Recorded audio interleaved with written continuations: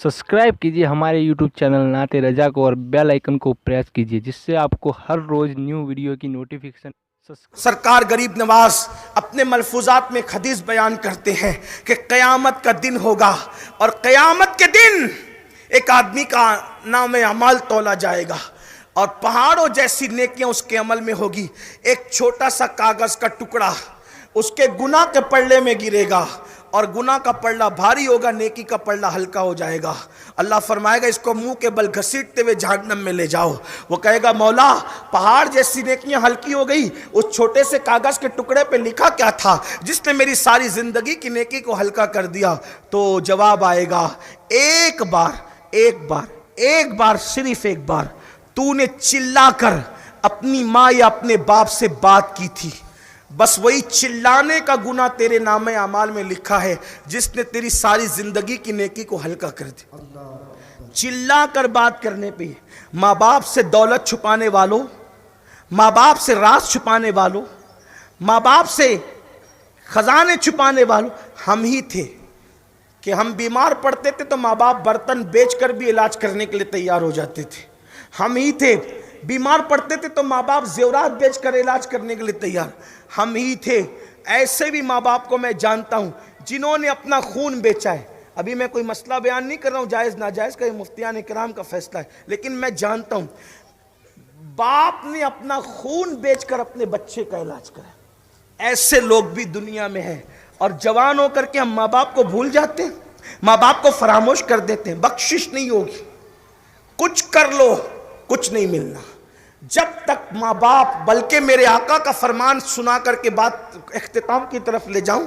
अल्लाह के रसूल अलैहि सलाम फरमाते हैं अगर कोई शहीद भी हो जाए, शहीद, और माँ बाप या दोनों में से कोई एक उससे नाराज है तो शहीद होकर भी उसको जन्नत नहीं मिलेगी।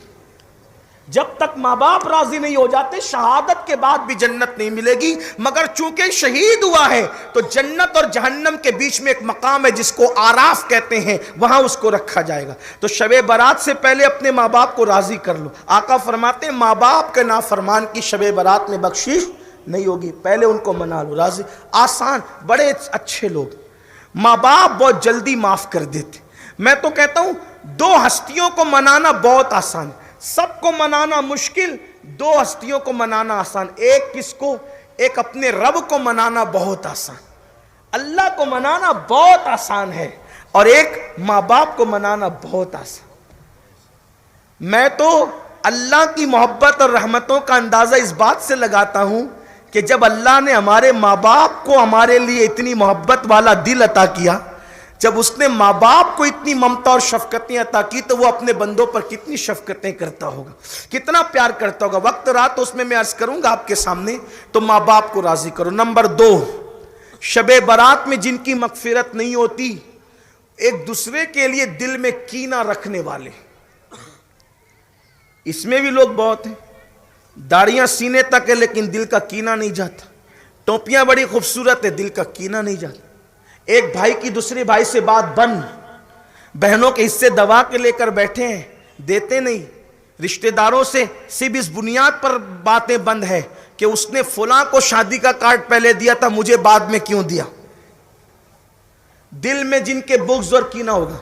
लोग शबे बारात में क्या क्या करते हैं पता है?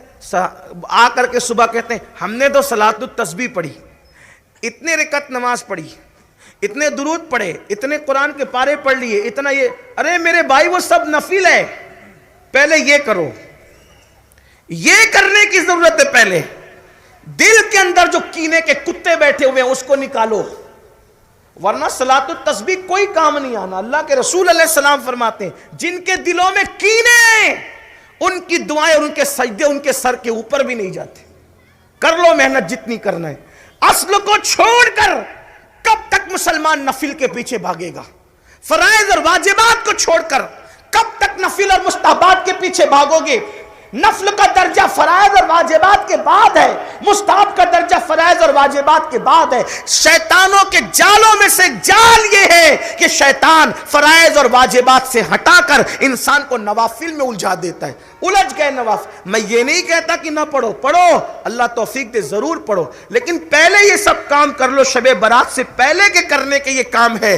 جن کے لیے دل میں کینہ ہے، بغض ہے، حسد ہے، نکالو، دل کو صاف کرو۔ قرآن کہتا ہے قد افلح من تزکا وذکر اسم ربہ فصلی، کہ وہ لوگ مراد کو پہنچے، کامیاب ہو گئے، کہ جو لوگ اپنے من کو پاک کرتے ہیں اور پھر ذکر کرتے ہیں اور نمازیں ادا کرتے ہیں، نماز قائم کرتے ہیں، ان کو اللہ نے کامیابی عطا کی۔ اپنے دلوں کو پاک کر لو میرے بھائی، اگر دل پاک نہیں ہے کچھ نہیں ہونا، بلکہ اللہ اللہ۔ آئیے بڑی پیاری روایت یاد آ گئی، اس کو سن لے اور ہمیشہ یاد رکھنا۔ میرے آقا مصطفیٰ جان رحمت صلی اللہ علیہ وآلہ وسلم نے فرمایا، اے انس ادھر آؤ۔ حضرت انس ابن مالک آئے، پوچھا یا رسول اللہ حاضر ہوں۔ فرمایا کس حال میں تو نے صبح کی؟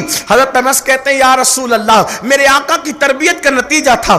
آقا فاسرز کہتے ہیں یا رسول اللہ میں نے اس حالت میں صبح کی کہ کسی مومن کے لیے میرے دل میں کینہ نہیں ہے، میرا دل پاک و صاف ہے۔ تو آقا فرماتے ہیں انس صبح اس حال میں کرنا کہ کسی کے لیے تیرے دل میں کینہ نہ ہو، یہ میری سنت ہے، میری سنت، اور جو میری سنت پر عمل کرے گا وہ جنت میں میرے ساتھ داخل کیا جائے گا۔